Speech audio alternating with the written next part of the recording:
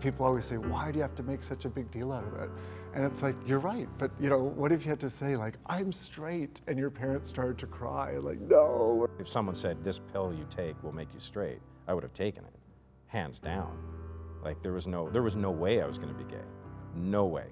So I fought it forever. He was the first person I came out to, and I would have been about 20 at the time. And he said, oh, don't worry about that. That will go away.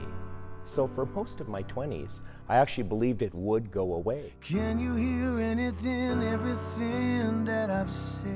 I'm at that point where I'm not super proud of it yet, and that's something I deal with.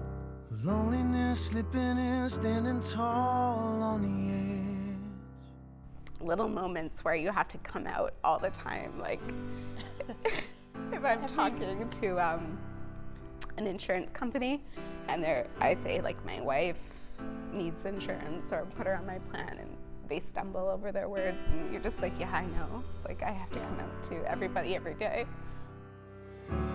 I don't want to fight no more.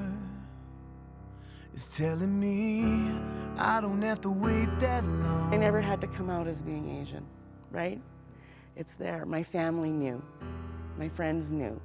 So I think the bigger struggle was coming out as gay. Even just coming out to myself was a big deal. Struggle.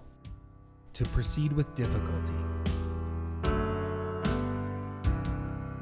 There was a point when I tried or thought I could come out when I was a teenager, and my biggest fear was coming out would kill me. And I just associated AIDS and being gay were just, that was hand in hand. There was a period in the late 80s and 90s where I was going on average to 1 or 2 funerals a month. I have places I would be afraid walking down the street in the daylight that you would not even think twice about it. I'm falling to pieces. I remember having the conversation with my mom and saying, so tomorrow's the day, and you know, she was here in the city and had some mixed reaction to me coming out. Reaction. Resistance or opposition to a force.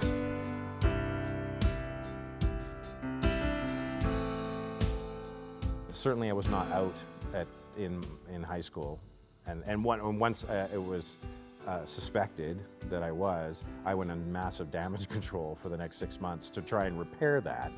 Like I had to switch schools from bullying, and like I was cornered in a bus shelter by 6 guys. Great. Now I'm getting beat up in a bus shelter.